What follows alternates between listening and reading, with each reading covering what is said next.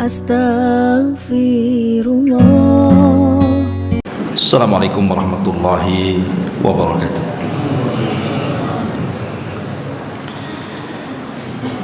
Alhamdulillah wassalatu wassalamu ala Rasulillah wa ala alihi wa sahbihi wa mawalah wa la hawla wa la quwwata illa billahi wa ba'du.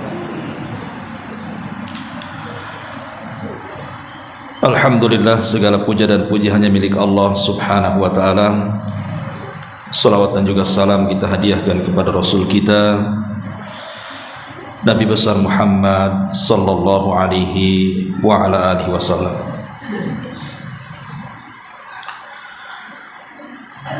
Melanjutkan kajian kita pada minggu yang lalu, masih membahas tentang orang-orang yang masuk surga dengan tauhidnya tanpa hisab dan azab. Di mana malam ini kita akan membahas tentang sifat-sifatnya. Siapa saja orang-orang yang dengan tauhid mereka masuk surga tanpa hisab dan azab.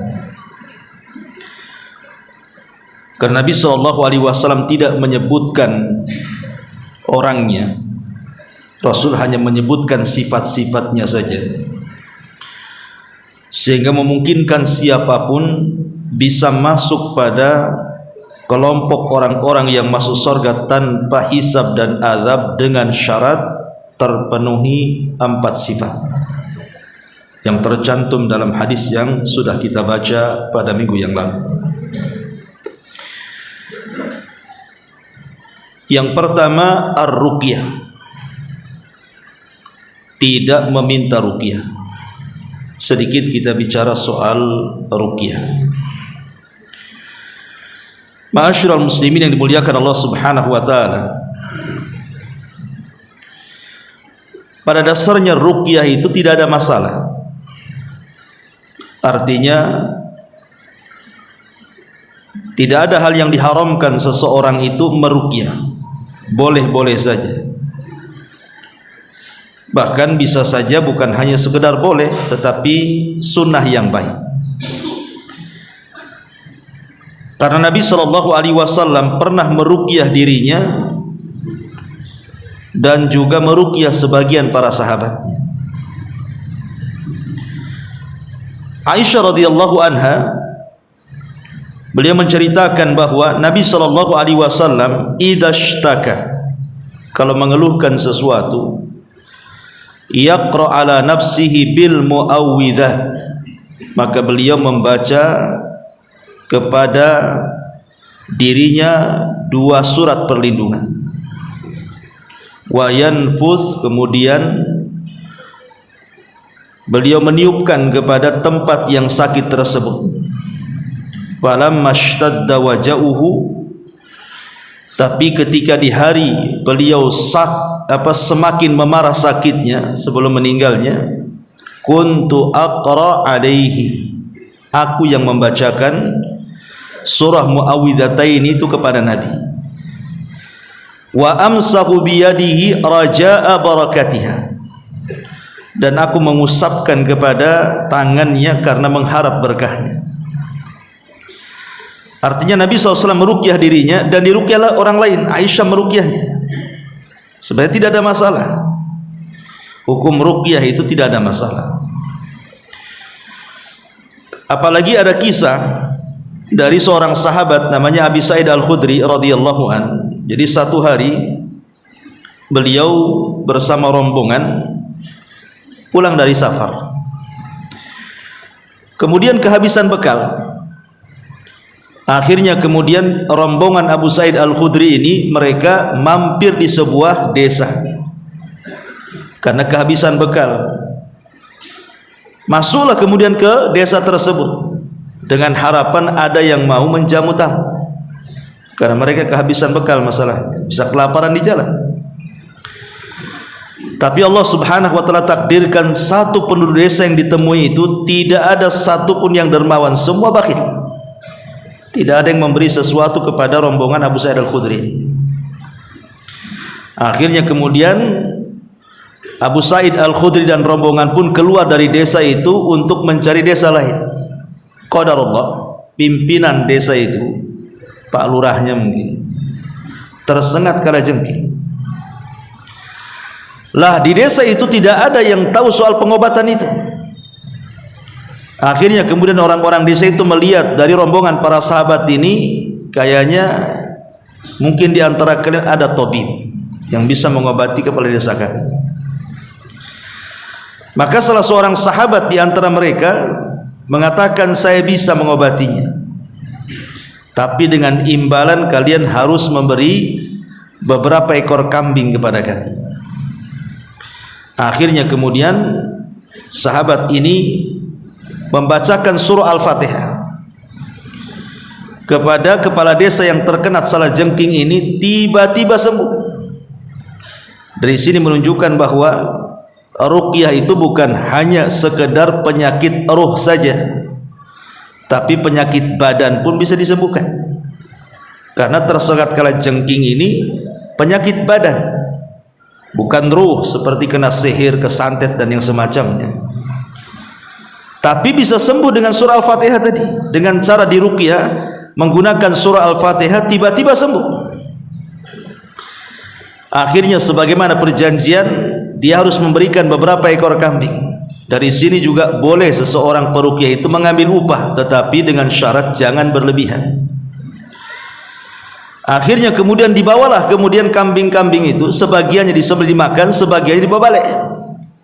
Kemudian diceritakan kepada Nabi sallallahu alaihi wasallam. Maka Nabi sallallahu alaihi wasallam mengatakan, coba seperti apa yang kalian ruqyahkan kepada kepala desa itu? Maka akhirnya dicontohkan oleh seorang sahabat ini dengan membaca surah Al-Fatihah. Maka Nabi SAW mengatakan, la ba'sa birruqa ma lam takun syirkan. Tidak mengapa ruqyah yang seperti itu selama tidak ada kandungan syirik, selama tidak ada kesyirikan, ada masalah. Kemudian Nabi SAW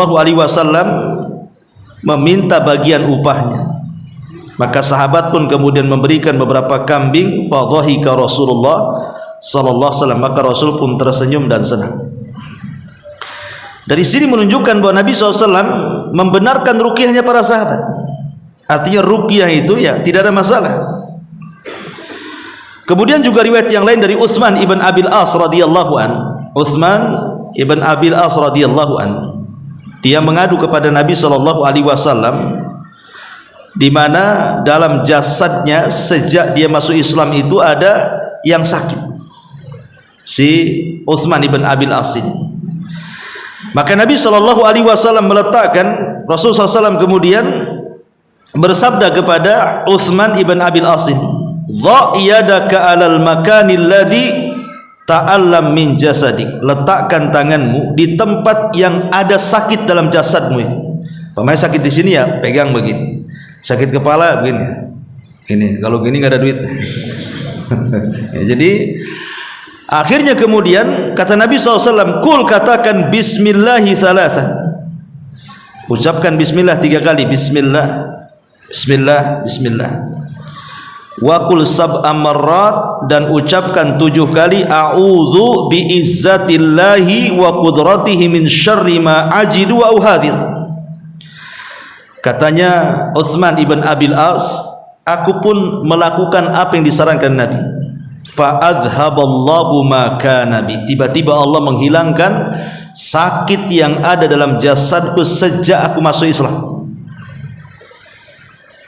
Dari sini juga ruqyah ini bermanfaat untuk penyakit jasad gitu ya, bukan ruh saja. Minimalnya antum kalau mamanya mau membaca surat-surat pendek paling sedikit 7 kali lah kan begitu. Kalau lebih daripada 7 kali tidak ada masalah, atau 3 kali atau 7 kali, lebih banyak lagi lebih baik tentunya ya. Karena Imam Ibnul Qayyim rahimahullah ta'ala menceritakan saat dia haji ke Mekah, jadi dia ngedrop sakit gitu ya Imam Ibnul Qayyim ini. Akhirnya kemudian dia pun meruqyah dirinya sendiri. Dia letakkan kemudian tangannya di tempat jasadnya yang sakit. Kemudian Imam Ibnul Qayyim membaca muawwidhataini, qul a'udzu birabbin nas, qul a'udzu birabbil falaq, dan qul huwal qul ya ayyuhal kafirun sebanyak 7 kali. Kemudian diletakkan di tempat sakit dalam jasadnya, dan kata Imam Ibnul Qayyim rahimahullahu taala, tiba-tiba Allah hilangkan penyakitku. Jadi ruqyah tidak masalah, karena para ulama pun seperti itu. Mereka meruqyah, tetapi pada dasarnya ruqyah itu sebaiknya ruqyahlah diri sendiri. Jadi meruqyah itu sebaiknya meruqyah diri sendiri. Tidak perlu kemudian kita mencari ustadz atau pakar ruqyah, tidak perlu. Karena hukum asalnya itu ruqyah adalah meruqyah diri sendiri. Fa idza sa'alta fas'alillah. Kalau engkau meminta sesuatu, langsung minta kepada Allah Azza wa Jalla. Sebab kalau seandainya kita mencari pakar ruqyah atau ustaz tertentu untuk meruqyah, ada 2 kemungkinan. Pertama, dikhawatirkan ada ketergantungan kepada ustaz yang meruqyah itu, seolah-olah yang menyembuhkan itu ustaznya. Sebab kalau seandainya peruqyah orang lain, kayaknya kurang manjur itu. Ada dua peruqyah nih, satu ustaz, satu santrinya. Yakin kemana nih? Yakin ke ustadznya lah kan gitu. Akhirnya kan ketergantungan, seolah-olah nanti yang menyembuhkan dia. Atau kalau tidak sembuh, nanti dicela pula ustadznya itu.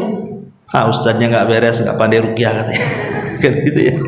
Ya orang kan begitu biasanya. Ya. Tapi kalau seandainya meruqyah diri sendiri, kan tak mungkin suudzon kepada orang atau punya keyakinan bahwa dia yang menyembuhkan, paling menyembuhkan Allah Subhanahu wa taala.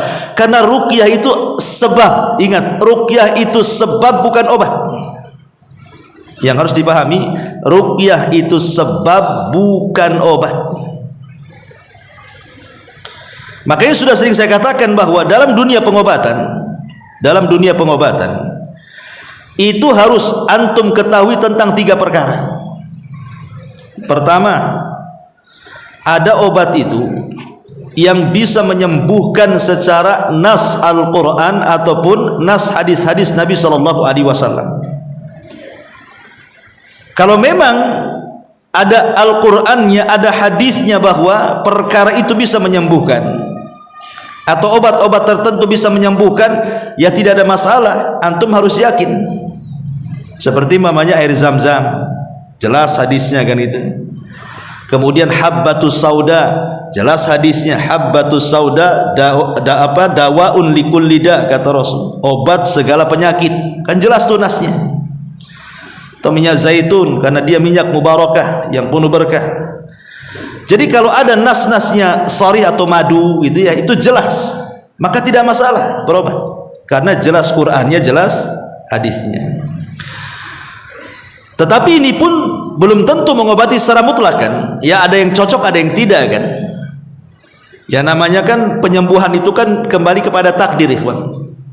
Mau dokter sehebat apapun, mau obat semanjur apapun, kalau Allah takdirkan tidak sembuh, tidak akan sembuh. Ini berkaitan dengan takdir masalahnya. Kemudian yang kedua, Quran tidak mengatakan ini obat, ataupun hadis-hadis Nabi SAW juga tidak mengatakan ini obat. Tetapi secara penelitian, mungkin akar-akar tertentu, daun-daun tertentu, pohon-pohon tertentu, rumput-rumput tertentu itu setelah diteliti, rupanya mengandung zat-zat tertentu yang bisa mengobati ini dan itu. Bisa mengobati kolesterol, gula, samurat, dan begitu seterusnya umpamanya kan. Dan terbukti, walaupun tidak 100%, tetapi kebanyakan sembuh. Kalau ada pengobatan dan sudah diteliti dan terbukti penelitiannya, walaupun tidak 100% tapi secara umum bisa menyembuhkan, maka tidak mengapa kita berobat dengan obat itu. Tidak ada masalah, karena sudah ada penelitian. Lah yang jadi masalah itu yang ketiga nih. Quran tidak mengatakan itu obat, hadis tidak mengatakan itu obat, tidak ada penelitian baik dalam dunia kedokteran, farmasi, herbalis dan yang semacamnya.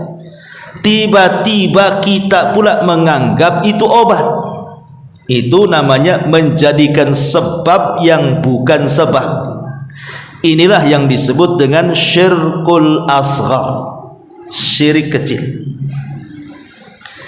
Tapi kalau seandainya dia sampai meyakini sebab itu penyembuh, itu bukan syirik kecil lagi, itu sudah naik ke syirik besar itu. Contoh umpamanya, seseorang kemudian datang ke orang pinter, kemudian dikasih benang, suruh diikatkan di kaki ataupun di tangan, di leher, nanti penyakitmu hilang katanya. Lah benang ini tidak pernah diteliti, kecuali orang-orang tukang jahit ya lah, mungkin kan itu. Tapi nggak ada dokter farmasi neliti benang kan gitu ya. Artinya bahwa ini kan aneh nih, kok benang bisa jadi sesuatu yang bisa mengobati, padahal di rumah sakit manapun tidak ada, di farmasi apapun tidak ada, kok dia pula jual benang itu? Berarti dia menjadikan sebab benang kesembuhan, padahal benang itu bukan sebab penyembuh. Kalau dia mengatakan tetap Allah yang menyembuhkan, benang ini perantaranya, syirkul asghar, syirik kecil. Tapi kalau dia mengatakan benang ini yang menyembuhkan dan menafikan Allah, itu syirik akbar. Dan umumnya yang menggunakan jimat itu terjerumus kepada syirkul akbar umumnya, karena ada ketergantungan. Lah ruqyah sendiri, ikhwatu fiddin yang dimuliakan Allah Azza wa Jalla, itu bukan penyembuhan, itu sebab penyembuhan. Yang menyembuhkan itu Allah Subhanahu wa taala. Tapi karena ruqyah ini adalah syar'i, masuk ke poin yang pertama, di mana Allah Subhanahu wa taala mengatakan wa nunazzilu minal Qur'an ma huwa syifa, dan kami turunkan Al-Quran itu diantara faedahnya adalah sebagai obat. Berarti nas Quran bahwa kalau kita meruqyah membacakan ayat-ayat Al-Quran atau doa-doa yang warid, maka itu bisa menyembuhkan. Berarti ruqyah itu ada dasarnya dari Al-Quran, bahwa bacaan Quran itu bisa menyembuhkan. Tapi ingat, ini hanya sebagai sebab saja. Yang menyembuhkan itu Allah Subhanahu wa ta'ala. Makanya kata para ulama, ruqyah syar'iyah itu ada 3 syarat. Pertama, antakuna bi kalamillahi au bi asma'ihi wa sifatihi wal ma'thuri anin nabi sallallahu alaihi wasallam. Pertama, yang dibaca itu kalamullah, maksudnya Al-Quran, atau menyebut nama-nama dan sifat-sifat Allah Azza wa Jalla, atau doa-doa yang ma'thur datang dari Nabi sallallahu alaihi wasallam. Dari sini kita ketahui bahwa ruqyah itu sifatnya tauqifiyah. Apa tauqifiyah? Terima jadi. Jangan buat-buat ruqyah yang tidak dibuat Nabi, karena ruqyah itu sudah ada ajarannya ya. Kemudian yang kedua, Syekhul Islam Ibn Taimiyah rahimahullahu ta'ala menambahkan syarat antakuna bil lisanil arabi, harus dengan lisan Arab. Wa ma yu'raf maknahu, ataupun kalaupun tidak lisan Arab, lisan-lisan atau bahasa-bahasa yang dipahami maknanya. Kalau memang bisa bahasa Arab, ya tentu kita membacakan ayat-ayat Al-Quran atau doa-doa Nabi SAW yang ma'thur, ataupun nama-nama dan sifat-sifat Allah. Kalau tidak bisa, ya menggunakan bahasa Indonesia, dan masalah yang jelas dipahami maknanya dan didengar orang yang diruqyahnya. Jangan meruqyah itu gerendeng-gerendeng nggak jelas gitu kan. Karena ada orang yang mencampur adukan antara ruqyah syar'i dengan yang tidak syar'i. Contoh umpamanya, ketika dia baca Fatihah, jelas baca Fatihahnya, auzubillahi minasyaitonir rajim waladhdallin. Habis itu ada bacaan lain yang nggak jelas, was gitu. Nah, itu nggak jelas tuh. Ini sudah nggak jelas karena syaratnya harus jelas. Bahasa yang dibacanya jelas, imma bahasa Arab atau bahasa yang lain yang jelas, dia bisa dipahami. Loh, kalau was-was gimana bisa dipahami? Ya, harus dipahami. Kemudian yang ketiga, an ya'taqida anna ruqyata la tu'athir bidzatiha bal bitaqdirillahi azza wajalla. Harus diyakini bahwa ruqyah itu tidak membawa pengaruh secara zatnya, bahkan semua pengaruh kesembuhan itu kembali kepada takdir Allah Subhanahu wa taala. Jadi kalau seandainya ada seorang peruqyah meruqyah sembuh, kemudian meruqyah lain juga tidak sembuh, berarti semua takdir. Yang satu ditakdirkan sembuh, yang satu ditakdirkan tidak sembuh. Jadi karena kekuatan ruqyah itu juga kembali kepada kekuatan orang yang diruqyah, kepada kekuatan orang yang meruqyah, dan kepada lafad-lafad ruqyah itu sendiri. Jadi menentukan ruqyah mujarab tidak itu kembali ketiga ini. Pertama, kekuatan orang yang meruqyah. Kekuatan orang meruqyah ini kembali kepada orangnya. Dia mungkin soleh, taat, rajin ngaji, rajin sholat, orangnya bertauhid, alim, begitu umpamanya. Kemudian orang yang diruqyahnya pun berusaha untuk berubah. Yang tadinya tidak sholat jadi sholat, mulai banyak zikir, baca Quran itu dan lain sebagainya. Kemudian lafad-lafadnya juga jelas. Walaupun dalam hal ini ikhwatu fiddin dimuliakan Allah Azza wa Jalla, para ulama mengatakan secara umum Al-Quran itu bisa dijadikan ruqyah. Secara umum dari mulai Al-Fatihah sampai Qul a'udzu birabbin nas itu satu mushaf, itu semua bisa digunakan untuk ruqyah. Surat apa saja. Tetapi kalau seandainya ada surat-surat yang memang warid keutamaannya, artinya ada keutamaan tersendiri, maka itu lebih afdal lagi. Seperti baca Al-Fatihah, kan jelas keutamaannya gitu ya. Kemudian muawwidhataini, Qul a'udzu birabbin nas, Qul a'udzu birabbil falaq, ataupun ayat kursi, ataupun akhir surah Al-Baqarah, atau Qul ya ayyuhal kafirun, itu kan jelas tuh, jelas ya. Ya, apalagi kalau seandainya surat-surat itu warid keutamaannya lebih baik lagi. Tapi kalaupun seandainya tidak menggunakan ayat itu, semua ayat yang dibaca bisa untuk ruqyah. Karena Allah yang mengatakan wa nunazzilu minal Qur'an, kami turunkan Al-Qur'an secara umum, ya. Dari awal sampai akhir itu bisa menjadi syifa bagi obat. Ini yang pertama. Yang kedua, kaifiyah cara meruqyah diri sendiri ataupun orang lain. Bisa hanya sekedar membaca saja dengan niat untuk menyembuhkan. Pamannya, saya ingin menyembuhkan, saya punya penyakit, akhirnya saya ambil Quran, saya niatkan bacaan ini dan saya bertawassul dengan kalam Allah kepada Allah, kemudian niatkan itu untuk kesembuhan kita, kemudian kita baca saja terus. Ataupun boleh juga dengan tiupan, imma dengan tiupan atau ada sedikit ludah yang keluar, riq namanya. Bisa tiupan saja, bisa ludah saja, bisa gabungan tiupan dan ludah. Kapan itu? Bisa sebelum membaca Quran, bisa setelah membaca Quran, bisa di tengah-tengah membaca Quran.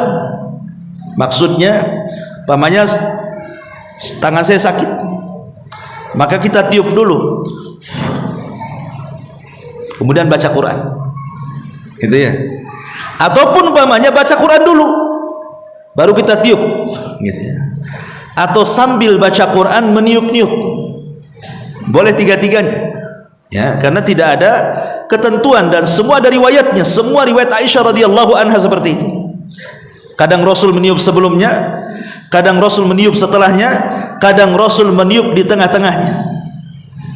Jadi bisa itu semuanya, ya.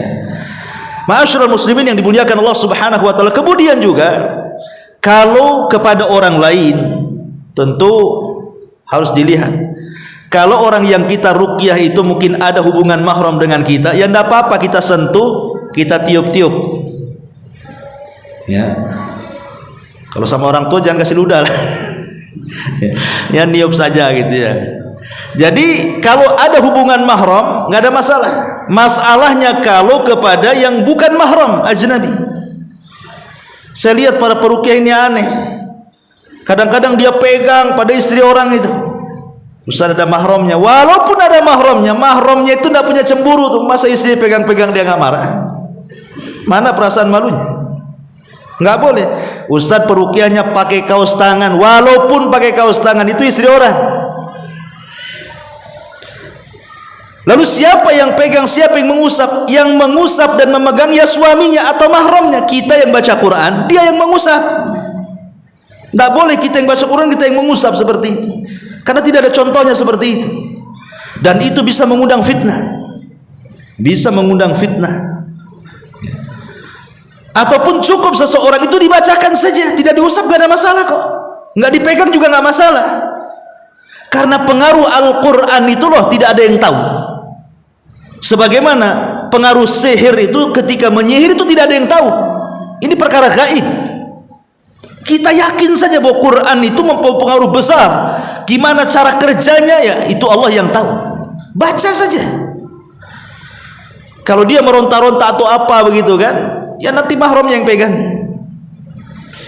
Ma'asyiral muslimin yang dimuliakan Allah Azza wa Jalla, karena ada sebuah kisah dijelaskan oleh sebagian masyayikh ini bahwa ada orang di satu keluarga itu, ada orang yang sudah lama mengalami sakit. Jadi dia meminta fatwa kepada salah satu syekh. Jadi kata syekh ini, cukup engkau baca ayat kursi saja. Cukup engkau baca ayat kursi, niatkan kesembuhan dan bertawassulah kepada Allah dengan nama-nama Allah di situ. Sambil pegang tempat yang kau sakit itu. Akhirnya dia membaca 150 kali ayat kursi. Allahu la ilaha illa huwa, udah habis, diusap bagian sakitnya, dibaca lagi, diusap. Dan dia tidak sama sekali tidak bosan, terus saja dari pagi, siang, malam dia melakukan seperti itu. Sampai 150 ayat kursi dia baca. Subhanallah, kata dia, rupanya di sini pengaruhnya besar. Mulai terurai itu penyakitnya, sakitnya mulai meredah dan begitu seterusnya.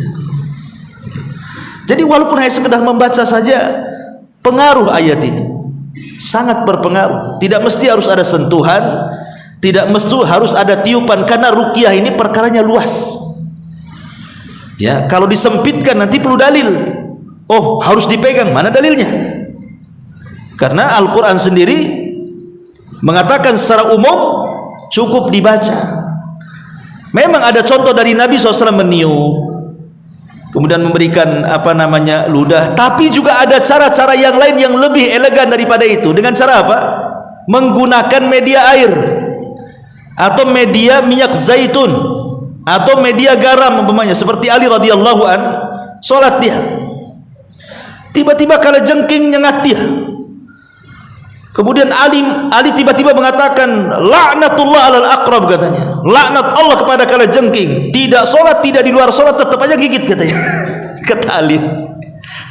Akhirnya kata Ali, Fatimah, kemarikan itu garam dengan air putih. Dan air putih campur garam. Kemudian Ali membaca ayat-ayat ruqyah. Kemudian diminum dan sebagian diolesi, sembuh. Ali ini ingin menggabungkan, kenapa mesti garam? Karena garam ini kan biasanya bisa mengobati luka kan gitu ya. Sementara air bisa minum tuh supaya mengobati dalamnya. Jadi menjamakan antara ruqyah dengan pengobatan medis gitu maksudnya. Nah, itu Ali pakai seperti itu kan, begitu kan, bisa pakai air, pakai minyak zaitun, kalaupun tidak harus disentuh kan. Karena pengaruh ruqyah ini yang tahu hanya Allah Subhanahu wa taala. Pengaruh ruqyah itu yang tahu hanya Allah. Oh enggak Ustaz, ketika saya ruqyah dikejang-kejang baunya. Bisa saja itu acting jinnya tuh. Ma'asyiral muslimin yang dimuliakan Allah Azza wa Jalla. Jadi cukuplah kita bacakan Quran saja. Kalau perlu tiupan, ya sentuhan-sentuhan, tapi lihat siapa yang Anda ruqyah. Siapa yang Anda ruqyah. Ma'asyiral muslimin yang dimuliakan Allah Subhanahu wa taala. Adapun disebutkan tentang adab peruqyah sendiri, yang pertama dia seorang muslim. Tidak boleh orang kafir dia meruqyah. Orang kafir ini ngapal ayat-ayat ruqyah, kemudian suruh meruqyah kita. Dia aja kafir. Jadi orang yang meruqyah itu harus muslim. Yang kedua, adlan fi dinihi, harus punya track record dalam agamanya. Jangan ahli maksiat pula meruqyah, nggak ada masalah sebenarnya, tapi kan kurang yakin jadinya kan. Kemudian yang ketiga, an ya'taqid ar-raqi annallahu wasyafi. Peruqyah harus yakin bahwa yang menyembuhkan adalah Allah Subhanahu wa taala. Kemudian yang keempat, an yakuna raqi aliman biturukil mu'alajati biruqyati syar'iyyah. Haruslah orang yang meruqyah itu tahu cara meruqyah. Jangan asal-asalan, ya. Tahu cara meruqyahnya. Taib. Lah ruqyah sendiri kemarin sudah dijelaskan bahwa orang yang meminta ruqyah itu tidak ada masalah, cuman dikeluarkan dari orang yang masuk surga tanpa hisab dan azab. Tapi kalau seandainya dia punya amalan yang lain selain minta ruqyah, umpamanya ada amalan lain, umpamanya dia mati syahid. Orang mati syahid masuk surga tanpa hisab, kan gitu. Seandainya dia tidak tergolong amalan ini, ada amalan lain. Tidak mesti harus amalan ini saja, gitu maksudnya. Ada amalan-amalan lain yang menjadikan orang itu bisa masuk surga tanpa hisab dan azab. Jadi jangan terfokus kepada orang yang minta ruqyah saja, tidak. Nah, ini juga harus dipahami. Ini yang pertama. Kemudian yang kedua, al-kai. Kai ini maksudnya seseorang mengobati dengan menggunakan besi panas. Syekh bin Baz rahimahullahu taala, beliau mengatakan tentang hukum kai di sini. Apa kata Syekh bin Baz ketika ditanya, bagaimana hukum seseorang itu berobat dengan kai? Maka kata beliau, yajuz, boleh at-tadawi bil kai, berobat dengan kai, besi yang dipanaskan kemudian disundutkan ke tempat luka supaya tidak beracun dan begitu seterusnya, ya. Karena Nabi SAW mengatakan asy-syifa'u fi thalathin, obat itu ada di 3 tempat. Kayyatun nar, menggunakan kai, besi yang disundut api itu. Kemudian kata Nabi SAW, termasuk juga hijamah, itu juga termasuk pengobatan. Tapi salah satunya Rasul mengatakan kai. Tapi para ulama ketika membahas tentang hukum ini, Syekh bin Baz mengatakan boleh. Tetapi kata Syekh bin Baz, tapi kalau ada hajat untuk itu. Kalau tidak ada hajat untuk itu, jangan. Seperti umpamanya menghapus tato dengan api, ya, dengan laser, dengan apa gitu kan, itu kan masuk dalam kai juga, ya, karena laser itu kan api, ya. Kalau berhajat untuk itu ada masalah, selama tidak memadaratkan dan tidak merubah rasa takutnya kepada api lebih dibandingkan rasa takutnya kepada Allah.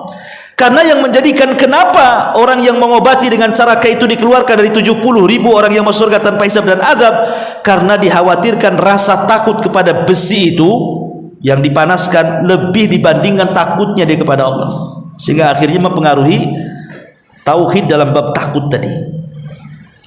Ma'asyiral muslimin yang dimuliakan Allah Subhanahu wa taala, makanya hukum kai sendiri dalam Islam itu tidak dilarang sebenarnya, karena Nabi SAW pernah ba'atha ila Ubay ibn Ka'ab, mengutus seorang dokter kepada Ubay ibn Ka'ab radhiyallahu an.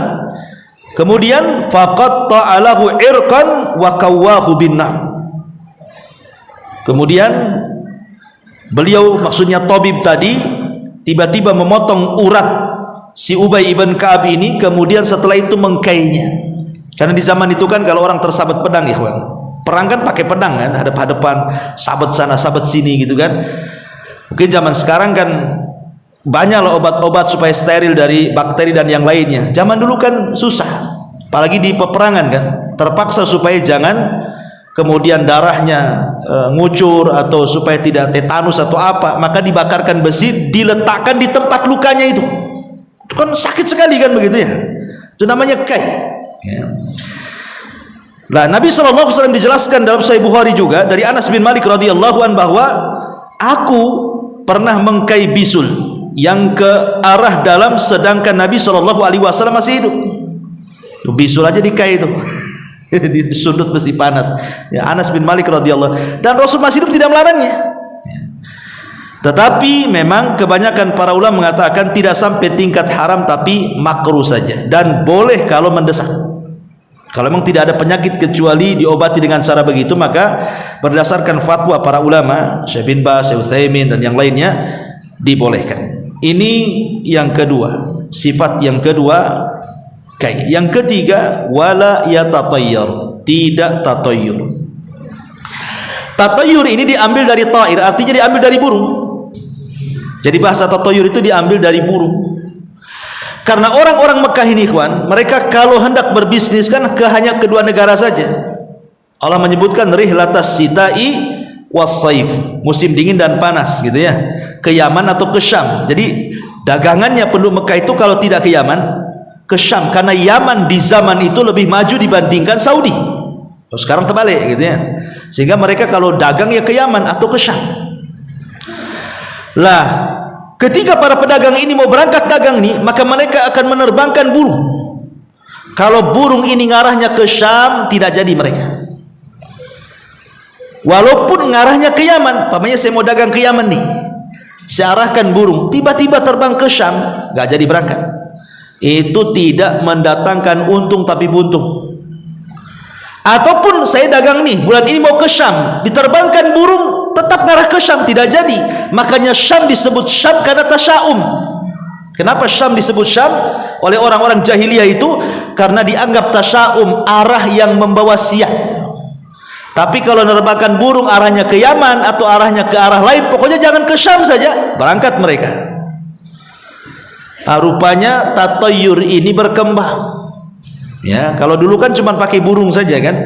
Kalau di zaman sekarang tatoyur ini kemana-mana. Makanya para ulama mengatakan definisi tatoyur itu seseorang menganggap sial ataupun untung karena sesuatu yang dilihat, sesuatu yang didengar, sesuatu yang dimimpikan, sesuatu yang dirasakan, maka mereka bisa menyimpulkan, oh ini ada masalah, ini ada hoki. Kalau umpamanya yang gatal tangan kanan gini, wah mau ngasih duit ntar lagi nih.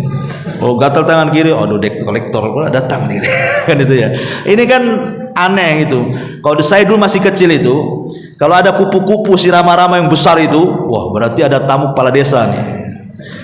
Kalau kupu-kupunya kecil, tetangga cari makan katanya. Orang dulu kan begitu ya. Itu namanya tatoyur ikhwan. Ya tatoyur seperti tidak boleh. Apalagi sampai ke angka 13 hilangan itu tatoyur. Nah ini tatoyur namanya.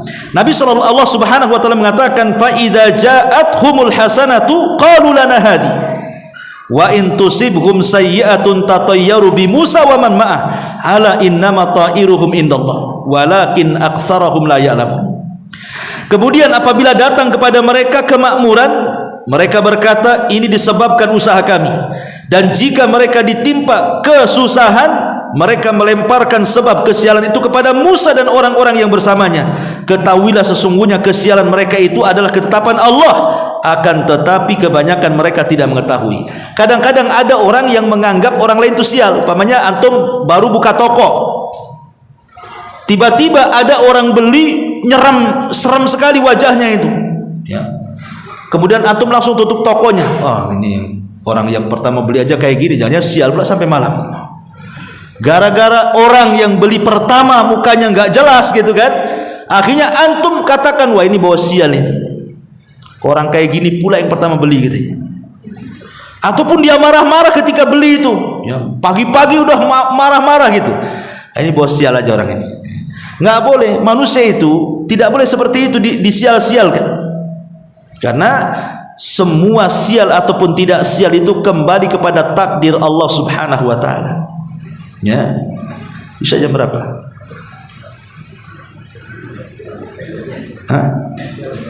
Lewat 15, 11 masih ada waktu. Taib.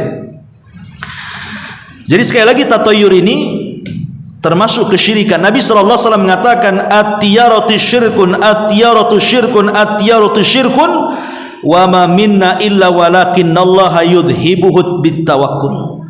Tiarah itu syirik, tiarah itu syirik, tiarah itu syirik. 3 kali Rasul mengatakan, dan setiap orang pasti pernah terlintas dalam hatinya sesuatu dari hal itu.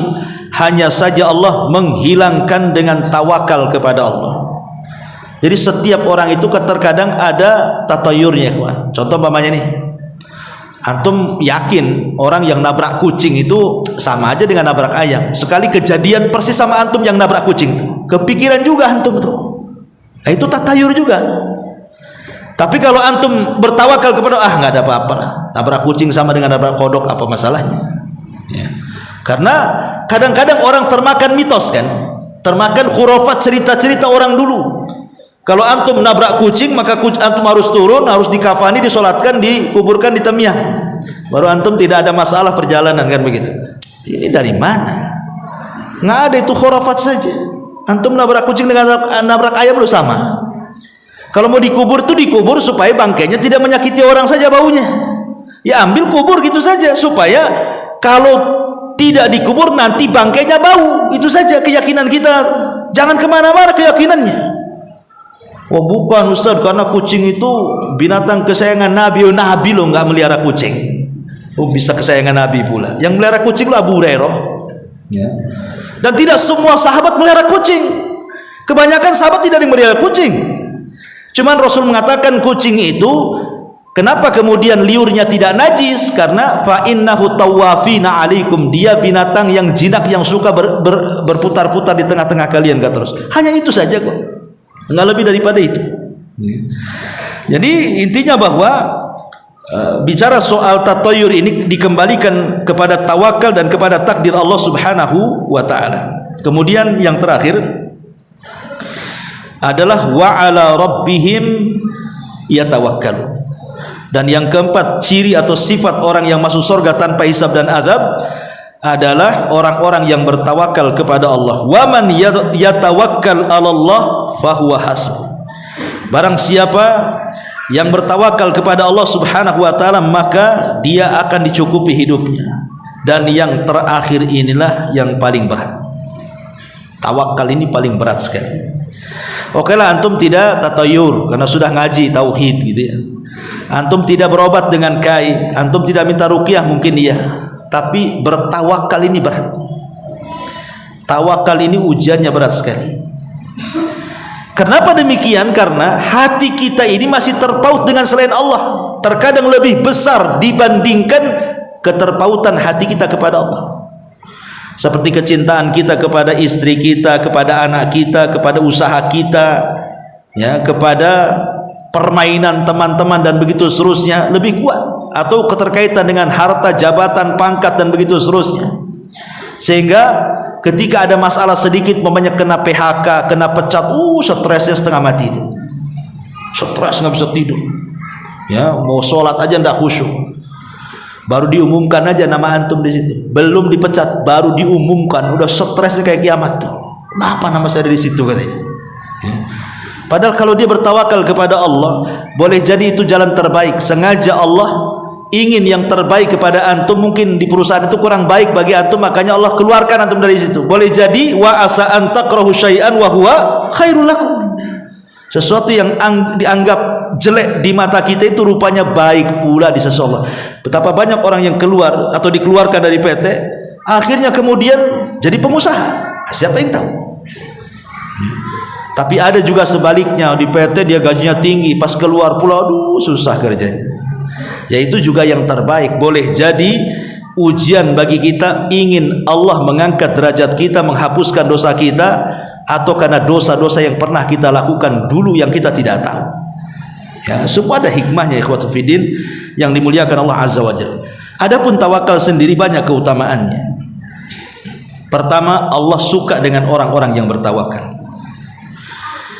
Yang kedua, tawakal adalah alamat keimanan orang. Karena Allah mengatakan wa 'alallahi fatawakkalu in kuntum mu'minin, kepada Allah kalian bertawakal jika kalian orang-orang yang beriman. Artinya bahwa alamat keimanan itu ditonjolkan dengan tawakal. Dan tawakal itu yuzilul humum wa yufarrijul ahzan wal humum. Lebih daripada itu, tawakal bisa menghilangkan stres, bisa menghilangkan susah, bisa menghilangkan sedih. Ketika kita bertawakal kepada Allah Azza wa Jal, maka itu semua akan hilang. Dan tawakal ini adalah obat untuk tatayur dan tasya'um. Tadi pembahasan tatayur, kalau kita tidak ingin tatayur, tawakal kepada Allah. Sandarkan ke hati kepada Allah, jangan disandarkan kepada apa yang dilihat, apa yang didengar. Umpamanya antum bermimpi, jelek kali mimpinya, maka tidak perlu dipikirkan mimpi itu, tawakal aja kepada Allah. Enggak mungkin terjadi kok, tenanglah kita. Ya. Atau umpamanya pas jalan-jalan nih malam-malam, nengok sekelebat apa gitu ya, yang menakutkan, nggak usah dipikirkan, tawakal aja kepada Allah. Itu jin nakut-nakuti aja. Atau umpamanya mendengar sesuatu malam-malam, entah apa yang jatuh di dapur, entah kaleng kongguan atau apa gitu ya. Tahu-tahu kucing pula ditabrak. Kan nggak tahu kan. Tapi kadang-kadang kalau tengah malam Jumat Kliwon kan, apa ini? Ada apa ini kan gitu ya. Tawakal Allah, nggak ada apa-apa, suara saja. Karena bagaimanapun jin itu, syaitan itu, dia berusaha masuk dalam setiap media untuk menakut-nakuti kita sehingga timbul was-was, akhirnya tatayur. Syaitan itu akan masuk ke media apa aja, masuk ke angin, masuk ke suara. Setan itu masuk ke bayangan. Kadang-kadang lagi diam, gorden kok goyang-goyang, masuk dari situ. Ya, ada apa goyang-goyang, rupanya ada kucing. Cuman nggak nampak anak kucing itu kan, tapi setan dah masuk di situ. Jadi kita udah merundung, apa? Takut ya kan. Ya. Kemudian juga rupanya jendela kurang tertutup sedikit aja, angin masuk, kan kita tidak tahu. Dia bisa lewat angin, lewat suara, lewat apa-apa kita tidak tahu. Ya. Makanya tawakal Allah, jangan pedulikan karena itu bisikan-bisikan syaitan supaya kita takut kepada selain Allah Azza wa Jalla dan melupakan Allah Subhanahu wa Ta'ala sehingga tauhid, kesempurnaan tauhidnya hilang. Karena yang menjadikan orang masuk surga tanpa hisab dan azab itu kesempurnaan tauhid.